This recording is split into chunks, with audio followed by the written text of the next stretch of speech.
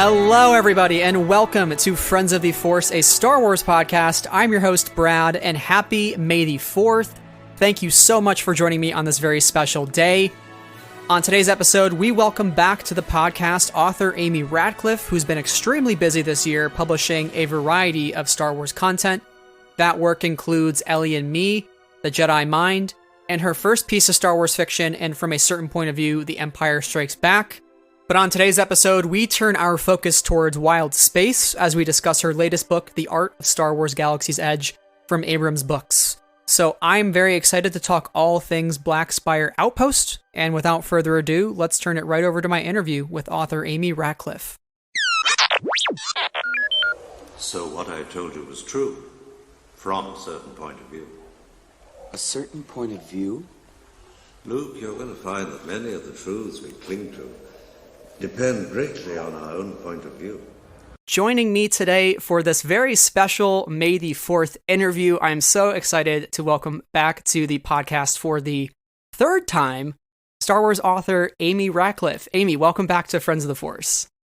Oh, I'm so happy to be here, Brad. Thank you for having me again. I just always get the warm and fuzzies after I speak with you, so I'm really glad to be here.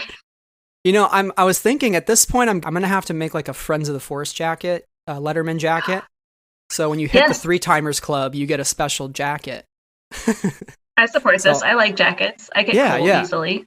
But, you know, I'll make the nice earth tone jacket because obviously we are here to discuss your newest book, The Art of Star Wars Galaxy's Edge, which you are adding into a collection, a long-established collection of the Art of series, which has been around for so long, and it's full of so many wonderful pieces of concept art and interviews that have been done, and this is just such a wonderful addition to that. And amongst the many things that you've written in the last year, I'm pretty sure at this point, since the pandemic started, you've published the most of almost any Star Wars author out there, which is just really exciting to see. So, first thing I want to ask is, how does it feel to finally have this book on shelves? And yeah, just what does it feel like to have it out for the masses?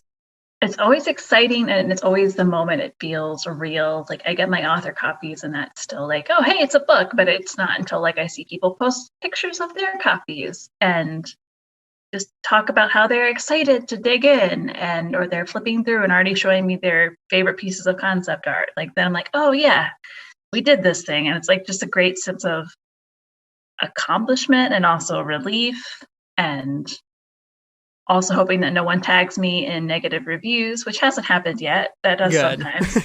But there's always like a little like, oh, I'm scared to read a review, but I'm going to assume if you tag me in it, hopefully it's nice.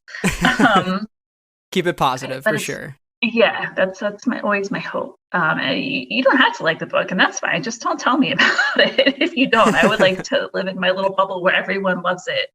And I like to say like it's just it's an art of books. So clearly it has a lot of art, and it has like over 700 pieces, I think. So like the text is there and I'm proud of it. I tried to bring new stuff to it, but also if you just look at the art, it won't hurt my feelings because it's really beautiful art.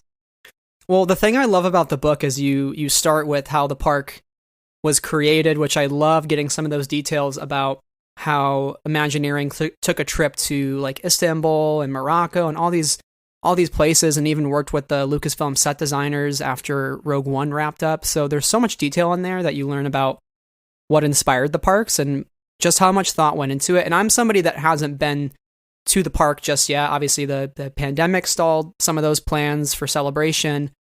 But, you know, in a year when COVID's been around and you haven't been able to visit parks, you know, how much did you pull on your own experiences from Galaxy's Edge that you had beforehand, as well as, you know, integrating all of this expertise that you were getting during the process? Totally. I am just so grateful that I visited Galaxy's Edge multiple times because I couldn't go during the pandemic. And that's when I wrote this book. That's when I did all these interviews. So it was a lot of going back through not only the photos I took, which are many, and I don't have like the strongest memory. So a lot of how I retain things is like repeat exposure in photos.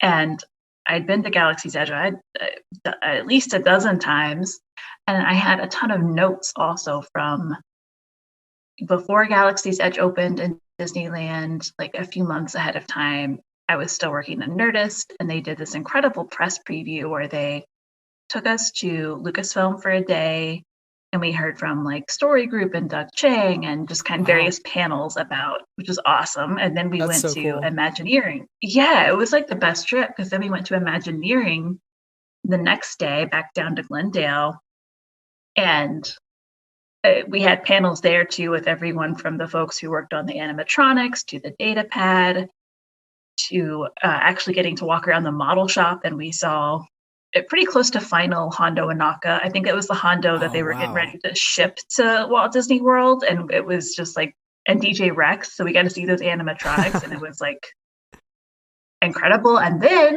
the day after that, we got to go to Disneyland, and we did an on-site tour, and we had to like have very specific like construction attire because it was still a construction site. So there was very strict rules about what kind of footwear we could have. And that was like 3 months ahead of opening, so there was still work to do. And we did a tasting after that of a lot of the food, like in a conference room in the Grand Californian Hotel. So perfect. So just like, it's a long way to say, like, having that experience in my pocket, and then shortly thereafter going to work for Disney Yellow Shoes and getting to spend a lot of time at Galaxy's Edge in the week before it opened, like literally like 6 days, 12-hour days that I was just there and wandering around when we weren't shooting. And I couldn't take pictures because we weren't allowed. So that was really like a lot of like me like actively saying like, look at this and remember this, because you can't take pictures. So all of that, and then all my trips just as a fan, I'm grateful, like I said, that I had that, because it informed the outline of the book 100%, because my editor at Abrams and the designer for the book hadn't been yet. So they were really relying on me to say like, okay, here's the outline. Which of these thousands of images that WDI, like what possibilities could we put in this section of the book? Because I really outlined the book as if I were walking around the land and the kind of different areas. Right. Yeah. And I love how it's structured like that. It kind of takes you through. It's not as like, chronological in terms of, starting in 2014, now 2015. It's not like that compared to some of the movie art of books, which I do think follow more of a chronological structure. But it does feel like, yeah, you're just walking through the park as you read this book. And that's so wonderful. But like, what is your, you mentioned just as a fan of the parks too, like what does Disney Parks mean to you? And how do you think eventually getting to something like a Star Wars expansion made sense for Star Wars fans? Like, what sort of magic does it add to this franchise, even just based on, growing up, going to the parks and going to the parks as an adult? Yeah, it's, one of my early visits to Disney parks. I grew up in the Midwest, so we were closer to Walt Disney World. And I went there as a kid with my mom. And then fast forward like to when I was 10 years old, and we came out to Disneyland. We actually came out to San Diego for a cousin's wedding, but I was 10 years old, so I didn't really care about that. I was like, we're going to Disneyland. Let's get there right now. Come on. And that was my first, I rode Star Tours with my cousin while we were there. And that's my first memory, or, my first experience with anything Star Wars related was at a Disney park. And then I moved to LA in 2007, and very shortly thereafter became a pass holder and just spent a lot of time in Disneyland and Disney's California Adventure too, but especially Disneyland. It's a small, cozy park. I learned a lot more about Walt Disney and his vision, and I just kind of really, in those early years in LA, like inhaled like a ton of Disneyland history books, and just felt it was I just felt very special when I was there, and very cozy. And I love going on Star Tours. I remember when they remade Star Tours into the Adventures Continue, and they reopened it on a Friday. And I decided, like, at the end of the day, I'm like, because all day I was like, I gotta work. Its clients are gonna be long. I don't want to be there. But then after I got off work, I'm like, I do want to be there. And waited in 3 hours in line. And I remember that Sam Witwer was also in line. And at that point, I think he just done The Sun, and I was absolutely the person in the gift shop that you exit into. I was like, you're the son of Clone Wars and you're cool, right? Okay, bye. So I thought that was awesome. And that's amazing. It's so cool. And that was just a piece of, there's that. And there's Lucasfilm also, of course, worked with Disney Parks on the Indiana Jones attraction, which is incredible. Right. Captain EO, which I don't have strong memories of other than YouTube, but that was something. And so when we found out that Lucasfilm and Disney were going to become one, that was kind of I remember the early kind of rumblings among fandom. I was like, are we going to get more Star Wars? I just thought attractions. I'm like, oh, we're going to get more Star Wars rides. That's pretty cool. Yeah. But to get a whole land, and not just but like a land you can go in and like pretend you're in Star Wars. Right. I think that's awesome. Like, I love going on Star Tours. I really miss Star Wars weekends. I only went once, but having that kind of more immersive experience rather than just a celebratory one, like, it's just special. And you can kind of do the world tour and see all the greatest hits. But this book, I think it was Scott who talked about it. Scott Tobridge mentioned very clearly this isn't meant to be a greatest hits because we weren't in those places when those things were happening. So Batu is supposed to be a place where, yes, there's a lot of history here, but also you can be a part of the history that's being made. You can leave your mark on this world and then want to come back just as if you were in Star Wars. Like, do you love that approach? Even just in your discussions on the book and just kind of what you learned, like, do you feel like that's the best approach for Galaxy's Edge? Yeah, though I want to say you mentioning like how it could have been like maybe this different, like made me just want like an Epcot World Showcase, but it's just Star Wars locations that'd be so cool, incredible. But I think for Galaxy's Edge, as much as there is that part of me, of course, that's like, but I want to visit the Rebel base on Hoth, or I want to walk into the Mos Eisley Cantina or Jabba's Palace.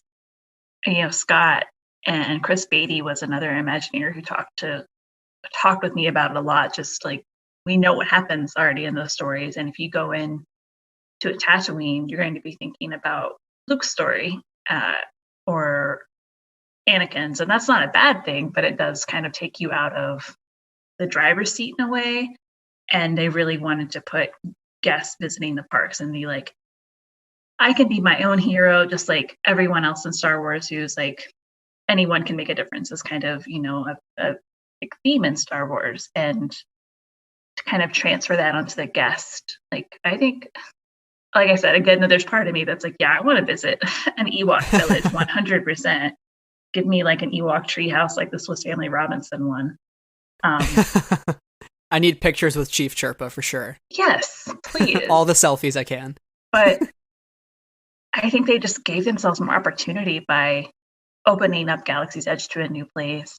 And you kind of like, as a guest, like you have more to explore too. Like you're looking with different eyes. You're not looking at something where you expect to see a certain building or a set piece. It's all new. So you kind of go in with a more curious nature, I think, instead of like trying to be like, yep, there's this thing I know and this other thing.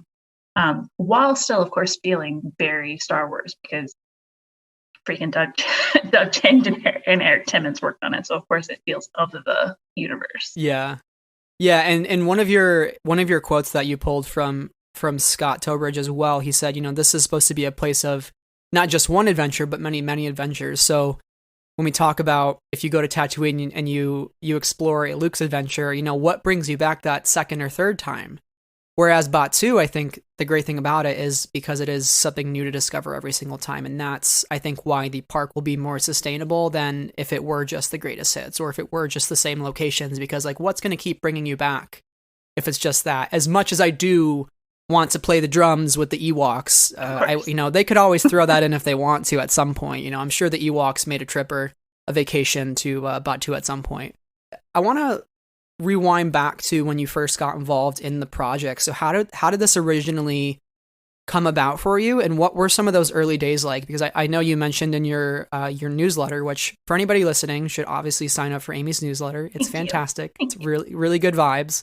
But you mentioned that you did 17 interviews, I think, within like a week time frame, which is just like, I can't imagine that as a podcaster myself. I'm like, I can't. It's so many interviews. But what were those early days like? as has been my experience with nearly every Star Wars project I've done so far, it takes a little while to like get things going and you get approvals, and then it's due very quickly. So you have to jump into action. And this book was something, even before they brought me on, that I believe Lucasfilm and Imagineering had been discussing for probably a couple of years. And they figured out timing, and Imagineering doesn't traditionally share their concept art to this, not to this degree or extent, at least. They share the occasional piece here and there on Disney Parks blog and let us get a peek in. But and certainly they keep all of it. They keep archives and assets, but I think there was a conversation of like, do we want to do this? Like, we want to do this, but do we, but do we really want to? And so by the time I came on, which Lucasfilm kindly asked me, Mike Sigline, the director of publishing at Lucasfilm, who's just always been a great supporter and champion for me. I think I had tweeted the summer before, what year was that? 2019, about kind of have those like shoot your shot tweets once in a while. And I wanted to work on a Star Wars kids picture book, a Star Wars like reference, like a making of kind of book, and something that was non-Star Wars. And Mike was like, I can help you with a couple of those. And he did. It just takes a while to come to fruition. So I had also been working with Scott and some other folks at Imagineering through my position at Disney Yellow Shoes in working on the advertising campaigns for Galaxy's Edge. So that certainly helped. So by the time I came in, they had all the art, like the art that we were going to select from for the book, like organized, and we were just kind of ready to get going. And then I had to do an outline, and then you wait, and then it's like, okay, now it's time. And I was like, oh, the deadline was pretty aggressive. I'm like, that's a lot of interviews I want to do, and that's a lot of schedules to wrangle. But across the board, from Lucasfilm to Imagineering, I had a wonderful PR rep help me at Imagineering wrangle all the interviews with Disney folks. And that initial batch was like 17 in a week. And I mean, that's like a week, not even like counting business days. It was probably like 5 business days. Yeah. And that initial push was like, too, it was like, we didn't have the art. We didn't certainly have any kind of book design then. So it was really like trying to go big picture. And then I revisited, did follow-up interviews with several of those folks too, once we had kind of the rough layout to do Zoom calls and screen shares and be like, okay, let's talk about this piece that you probably worked on conservatively 4 to 5 years ago. Tell me what you were thinking. They all have much better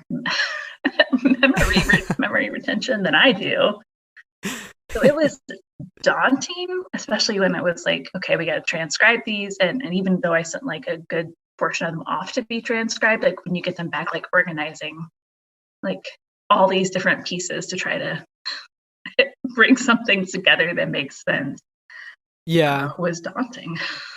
Yeah, well, and as you mentioned too, Eric, who was your editor at Abrams Books, was as the pages are getting laid out, you're getting those updates. So I'm sure it was always evolving, always having to do some follow-up interviews here and there. And, as you close in on that deadline, it gets a little nerve-wracking, but it's also, I'm sure, part of the excitement of getting what you need and that satisfaction of completing it by the end, all of the hard work, which is definitely very apparent. I mean, you talk to, like you said, all these different Imagineers, Lucasfilm creatives. I mean, Scott Tilbridge, Carrie Beck, Doug Chang, Pablo, and Margaret Carrison.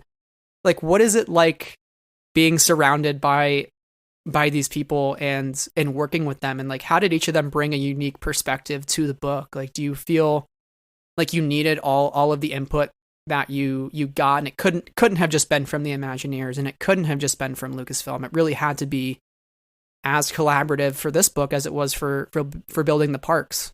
Yeah, I feel like it had to be that way, just kind of to your point, to reflect how it came together. And because, I come at these books from having a kind of, in my reporting background, I wanted as much information as possible. And it was challenging for me to keep on task. And as far as it being like, this is an art up book, it's not a comprehensive making of book. Like, there's overlap to be sure, but this is not the place for me to go super granular on how the park was actually built. We're here to show off all this concept art.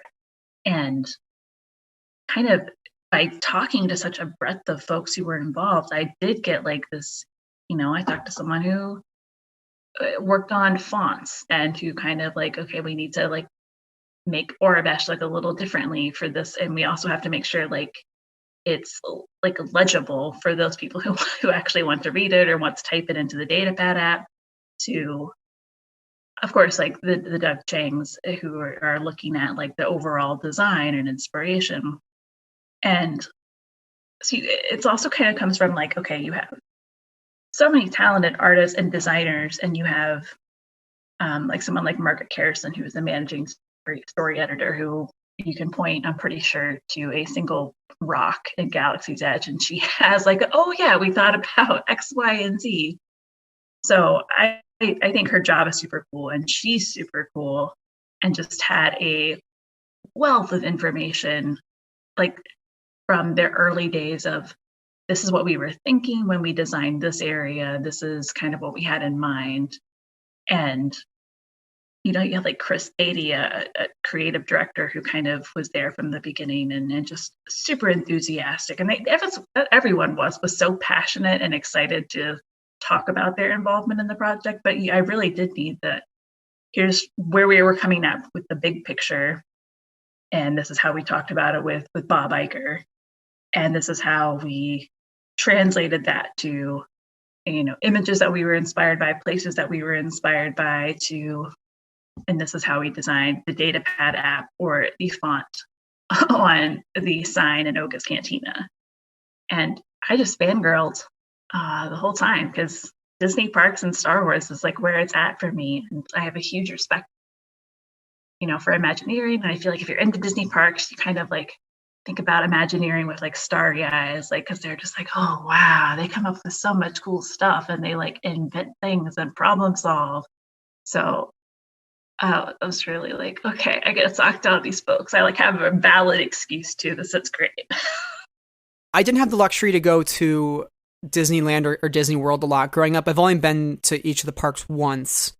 But watching the Imagineer story when it came out on Disney Plus, that was the first time I had really, I hate to admit it, learned about the Imagineers and like what they were and what they did, and I was just completely blown away. So I could totally understand, like you said, you're fangirling over all this artwork that you're seeing, and I can't imagine the sort of rush that you feel when you get a new piece of artwork that maybe nobody else has seen outside of that company, and you're just like, this is pretty cool. This is a pretty special occasion for me, like you said. That was definitely one of the early things I did in like the shared folder where all these images lived. Was like, I'm just gonna open up my tiny laptop screen and just like, it's gonna take a while because there was so much, but like look at everything, because the vast majority of that concept art no one else had seen. Well, no one else outside of.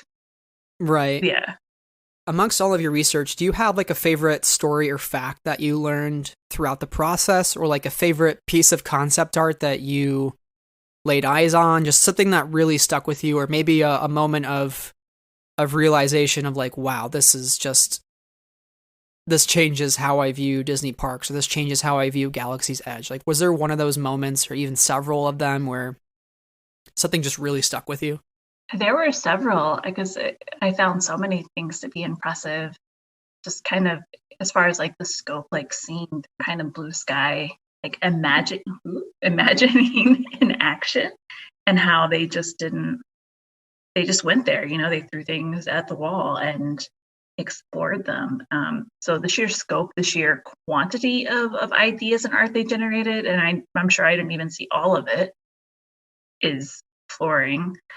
But one thing in particular, my favorite like concept that they were just kind of noodling around with is Ellie, who is this precious baby. She's not a baby. She's pretty big. She's pretty big, yeah. She's pretty big.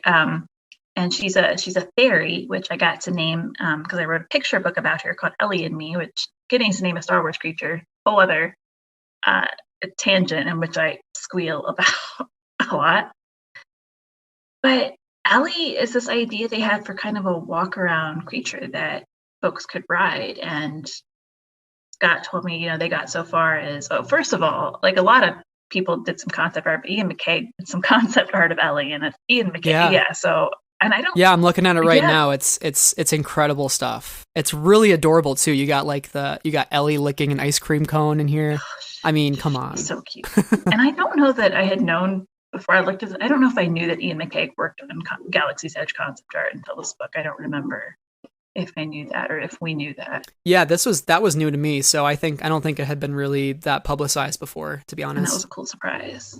And yeah, Ellie, they went so far as to like try to build like models and see how it could work. But kind of Scott talked about like ultimately like it's 14 acres and you want it to be busy, and if there are a lot of people walking around, maybe a massive creature trying to walk around isn't the most practical of ideas. Mm-hmm. But just that they just kind of just didn't let, and that's kind of part of the blue sky. Like you don't let physical, practical constraints like hold you back. You brainstorm and you come up with cute things like Ellie. And I mean, it's great too to see that. Yeah, you did get to write Ellie and me, which I mean, the cover alone is adorable. Although it's a little bit of a smaller theory. It's like a little like puppy size theory, which is adorable. And the follows the character of Salju, who works at the Black Spire station. So it's just like it's just like a great book. It looks so fun, and the colors are so vibrant. And to see that kind of originated from this idea of Ellie as it was related to the park, and follow, having this animatronic creature kind of follow a path throughout the park. It's incredible. Yeah. Oh, that book is so cute. And just like Scott really loved Ellie and got attached to her. And he was like, I want to tell her story somehow. So that's why we got to do the picture book. And Anna Davis-Court did the art for that. And baby Ellie especially. Too cute. There's a lot of different unused concepts in here that, like you said, a lot of times it's just to see what can work and like what can we come up with. It's not necessarily anything that would have been feasible or anything that they wanted to do completely, but I think part of the Imagineering process is just brainstorm, like you said, and come up with ideas and test the limits. So how do you think that this book gets that across? And like for somebody who is maybe thinking of buying it or is a Disney Parks fan, like how do you think this will change their appreciation for the design process of Galaxy's Edge, and also just as a Disney Parks or a Star Wars fan, like what will this add to heighten that appreciation, and even relating it to your own experience of how it's changed your view? Yeah, I think it's one of the cool things about, many cool things about the art in this book is that it is a product of not just Imagineering, but also Lucasfilm, and they had this really close collaboration from the beginning, like early days of when they're like, hey, we want to do this land. It's like, well, let's go to the folks who really know Star Wars well and can work with us on that. So I think it's neat to see that partnership and to see also just like how much, when you think of the art of books, of course, those are for films and that's what we're used to seeing. But to see folks like Eric Timmons and Rick Lim design for a world that's quite different because it's permanent. Film sets come and go. You can get away, you can budge a lot in a film set because it only has to maybe be there for an afternoon or a week. And Galaxy's Edge, like it's there, and people are going to look at it from every which angle. Yeah, I don't know if that's what I'm trying to say, but yes. And we'll take photos of all of it from every angle. Mm-hmm. And it has to withstand Florida humidity, and rain, and California's blistering sun. And so I think that when you think about all those factors and look through the book and see just kind of the different styles of art, the different pieces that different artists brought to the table, like I highly encourage looking at. You'll probably start to recognize some of the artists sign their pieces in the image, but not all of them. So the caption's the way to see. But you'll start recognizing, oh, yeah, Ryan Church did this one too. Or this is also Andrew Domachowski. And look how that plays with this one. Or like you can say like, oh, seems like they really went to like Rick Lim did a lot of like kind of like looser studies with lighting and just full of people. And so I hope that folks will appreciate, I mean, yes, like people put a lot of artists put so much thought and work into, you know, not just the big attractions, but every part of the land. And also that I think the passion comes through. Everyone I talk to loves Star Wars. And if I'd never interviewed folks before, which was a lot of them, you know, we definitely just started off by like, hey, what, like, let's like just without even my prompting, like them sharing their memories of their childhood with Star Wars, or like how excited they were when they kind of found out about the project. So I think there's just that kind of like, it's reassuring when you like enjoy a place and you know that you're like, oh, the people who made this also really enjoy it and we're super stoked it's not, and it wasn't just like, all right, we're just doing this job because we have to, you know. Which jobs can be like that, and that's fine. I certainly get that, but it was cool that everyone was so and still excited about it like multiple years later.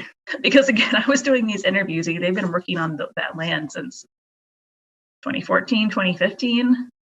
So that everyone was still like, yeah, I'll talk to somebody about that, and not like, what? It's been so long. I think that speaks to enthusiasm and love for it as well. Yeah, I think on the outside looking in, you think it's just another park in Disney, but when you really dig into what you've put into this book and all of the research that you've done, like you said, it is incredible to see just how much of a feat it is to accomplish. You know, it's not, it is really crazy when you think about it. Like you said, I hadn't considered the weather conditions or the fact that this is really the first time these sets are being built with a full 360-degree view. You know, those are just things that you take for granted when you get there, but realizing, you know, how much the construction took on people and the design process, it's just amazing. And it just makes me want to go there that much more. So I think the book does its job in terms of advertising the parks, but also making you feel that curiosity and that wonder of just like how, not necessarily like movie making magic, but like park making magic, and just like how Disney does it, you know, and there's still so much I don't understand how they do and how they approach things. You know, they mention in the book that when they were in their on location research, they were taking, you know, close up photos of the ground to get the exact texture of the gravel road and all these things that you just never think of, but that's how their minds work. And that's the brilliance of, you know, Imagineering. Yeah, they really look like ground things in reality. And I think that makes such a difference. Like when you're walking around and you're like, oh, that tangle of wires up here, that was probably like inspired by somewhere like in Marrakesh or something. Mm-hmm. Yeah. How excited are you to go back to Galaxy's Edge? I know we're kind of seeing the horizon of the pandemic, hopefully sooner rather than later. Obviously, it's still very bad, but I know tickets have started to go on sale for Galaxy's Edge. Some people are returning to Disneyland and Disney World. Are you excited to get back to it eventually? And like, what do you feel is going to be like the first thing that you do once you're back in the park and like once you're back in that happy place? Yeah, I wasn't sure how I'd feel about, you know, even looking that I'll be fully vaccinated in a week, like thinking ahead, you're like, it's just going to be weird to go out in the world and be around people, and it's going to be weird. It's going to be an adjustment. But I wasn't sure. I'm like, well, how will I feel about theme parks? But I booked the Walt Disney World trip for December, and I'm already like really stoked about it. And like, can I go earlier than December? Because I really want to go back. I missed it. I went from, you know, being a very fortunate SoCal person who went to Universal or Disneyland once every couple months. You know, at certain points when I was a pass holder, once a week I would go to Disneyland. Mm-hmm. So I can't wait to go back. I feel, at least in the moment, like I think it is still going to be like, oh, people, what is this? But I feel excited and I really want to go. I haven't been to the Galaxy's Edge in Florida since it opened. I was there before it opened for a shoot when I was still at Disney. So it's kind of going to be fun to see that full of people. And the Galaxy's Edge thing I have not done, as I have not been on Rise of the Resistance yet, as it is fully ready. Cool. Yeah, I went on an early, like a couple months before it was show ready. So at least I knew like what it was about and kind of the gist of it. But I'm like, so I can't wait to go on the actual attraction. I want to see Kylo Ren so bad. That's what I'm the most excited about for that ride. It's just going to be incredible. But that'll be exciting that you get to go back in December. And yeah, it is kind of weird to think about, obviously, as we start to go back to some sort of normalcy with all of the safety precautions still in place as needed, and doing what's right. And it kind of gives you that hope that, there is a little bit of light at the end of the tunnel, and we'll get through this, and then we can start to return to our own Star Wars family and start forming those new adventures together in real life. And for now, I get to read this book in the comfort of my home and pretend I'm at Galaxy's Edge while I'm reading it. And that's sort of the wonderful thing. That's what it does with all of this just, beautiful artwork and this just, it's great. It comes at the right time is what I'm saying. I'm happy. And I'm happy. Yeah, I feel like, to your point, if we were kind of still looking at a while before we got vaccines and just like, it would just, I feel like kind of be taunting you, like, cool theme park book. Maybe I'll go there again one day. Right. Maybe theme parks will exist still. Hopefully. But I do feel like the timing is good, and we're all starting to feel like we can meet up at Oga's Cantina. Yeah. Or for Ronto Wraps one day. Now, you've had a very busy year to start to close out here. And again, you've written Ellie and Me. You did The Jedi Mind from Chronicle Books. You wrote your first piece of Star Wars fiction this year, and From a Certain Point of View, which I talked to you about back in November. And then you have The Art of Star Wars Galaxy's Edge. So this is all within just the last year alone, on top of Women in the Galaxy. So just looking back at this last year, like since the pandemic has begun and still being able to be involved in these projects, what has it meant to you? And just like, what have been some of your favorite Star Wars memories throughout the year? Because I think, as we reflect today with May the 4th and think about how far we've come, but also how many memories we've still been able to form virtually and from our homes and still be connected to people in the Star Wars community. Like, what's that been like from your perspective as an author and as somebody who is also a fan? I say fandom and like the folks I know, like on Twitter, like just like yourself and so many I connect with, all been very kind and supportive, like of books, which is always exciting. Like it is that kind of little ego boost. It's nice to hear like when people are happy that you have another Star Wars book. And I feel thankful that I have had projects, because I don't know if I'm the only writer that feels this way. I feel like it's probably not, but like I feel like every book is going to be the last one. And especially like when it's for a licensed property, that they're going to be like, no, she's done. We think we're good. She's finished writing Star Wars books. So it's always like a pleasant like pat on the back when they're like, when I get to do another one, but I'm like, okay, I'm not kicked out of the club yet, thank goodness. And my favorite, just getting to write a fiction story in Star Wars was incredible, first of all. And then, as you know, because we popped by to your podcast together, like getting to do podcasts and interviews with other authors. I mostly teamed up with Jason Fry and Mike Chen, and Mike and I had the same agent. And in the early days of From a Certain Point of View, Empire Strikes Back, we knew like we could tell each other because we had an agent in common. So it wasn't that kind of like, right, you have to keep a secret about it. And just like he was so excited to be writing Star Wars. It was his first Star Wars project, and I'm sure still is, but just having that, like getting to share that, like we're both writing a Star Wars fiction canon story, and then getting to like come back when the book came out and talk about it, and like we're all just Star Wars nerds. And it's good to just like kind of connect in that way, and just are like, we're really doing this kind of way and experiencing what this is like together. And so I'm grateful that I've been keeping busy, and that I've had like, and also other authors are super supportive and kind. Like Jason Fry has been a great mentor for me recently, which I really appreciate. So and you both dropped books on the same day yes. Last week. So it's like you're in this together. Yeah.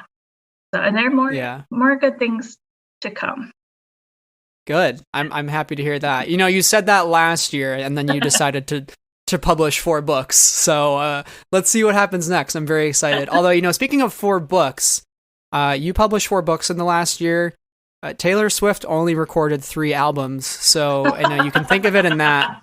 Think of it in that perspective, that you've truly won up to Taylor. And I bring her up because in your acknowledgments page, you said, you thank Taylor Swift and Ludwig Göransson for helping you power through. So, do you have, what's your soundtrack look like? What's your Spotify Wrapped look like for those moments when Amy is hard at work at her desk, pounding away on the keyboard and coming up with words? I don't want to say like I'm embarrassed, because I'm not embarrassed of the scores or musicians I listen to. I will stand beside them, but I am embarrassed of how many times I listen to things, because I will go on repeat. So it kind of tends to be my project. The art of Star Wars Galaxy's Edge during the writing process was like nonstop Mandalorian season 1 soundtrack, over and over. You get the gist. And then when it came time to editing, I just like really became a Swiftie last year, because I just kind of had this moment when Folklore came out that I was like, I only know a little bit of Taylor Swift's music and I got time. So I went through her entire catalog, and I'm so glad I did. So when I was editing, because I think Folklore came out in July. Mm-hmm. So I was kind of editing from July to October-ish, or like doing various bits and pieces, like nonstop, mostly Folklore. Some 1989 is a really good one too. I liked her. Love that album. So good. Yeah, so that's the next one from the Taylor's version. Good. I've heard word on the street. I can't wait. So currently my like nonstop repeat is the Shadow and Bone soundtrack by Joseph Trapanese. That score is great, but it's usually very good. It's usually scores that I go hard, but I can almost think back to like every book, like, oh yeah, that was what I was listening to, the Witcher score, like all the time. Yeah, soundtracks power me through, like college Star Wars soundtracks and Howard Shore all day, every day. I think my Spotify Wrapped, I was a little embarrassed by it, because it's like, your number 1 artist is Ludwig. Your number 1 song is The Mandalorian. And I'm like, I'm not going to share this publicly. It was like on March 13th, which is when the pandemic, it was like, you listened to the Mandalorian theme 143 times. What's wrong with you? And it's like, oh, I'm going to keep that one private. So I'm having a very good, like, it's not just me moment right now. So thank you. Yeah. We're all in the same Ludwig boat, thankfully. But I just wanted to thank you for all the work that you have done this year. And when we start to look ahead at what's next, is there anything that you wanted to discuss before we start to wrap up? Yeah, I have my first non-Star Wars book, my first actually ever like book that's just mine and isn't somebody else's IP, coming out on May 4th, called A Kid's Guide to Fandom. Awesome. That's a middle-aged novel. That's not a novel, it's a nonfiction book. I know, I promise. That's really cute and just meant to like help kids like feel comfortable being geeky and finding their communities and other folks who are into the same things as they are. So I'm stoked about that. And I might have something else to announce on May 4th. I'm not sure. That's related to Star Wars, but I definitely have Star Wars things coming up at a TBD date, which I'm stoked about. Very, very excited to hear that. And as you close out this chapter on the art of Star Wars Galaxy's Edge, what would your kind of parting words be to this project? This chapter in your life as a writer, and really just at the end of the day, like, what has it meant to you? It's the kind of book I didn't think I'd really ever get to write, largely because there's not a lot of art of theme park books, and the art of Star Wars books. Bill Shostak wonderfully handles the large portion of the film books, and he's embedded in the art department, so he's right there. He has all the access. So I didn't think I'd get to do a book like this. So from our personal professionally, because personally, I love reference. I collect Star Wars books in general, but I will always buy reference ones I don't have, because I've gone to those. One, I just am curious. I like to know all those behind the scenes decisions and facts, and I've referred to those so many times over the years for articles. They're just like my own little Star Wars research library. So to get to have like a book that's like now part of that is personally pretty special and professionally very surreal.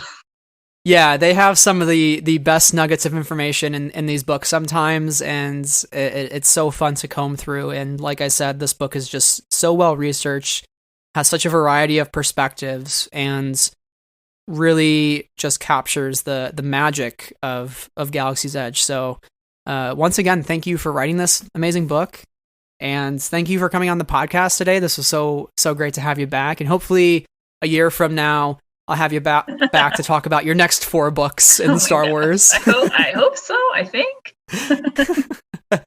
We'll see. But Amy, thank you so much. Happy May the 4th to you. I hope you enjoy your day and enjoy the Bad Batch especially. It's like, I know you're a big animation fan, but are you excited for the Bad Batch? I have seen the first 2 episodes, and thank you Disney Plus for screeners, and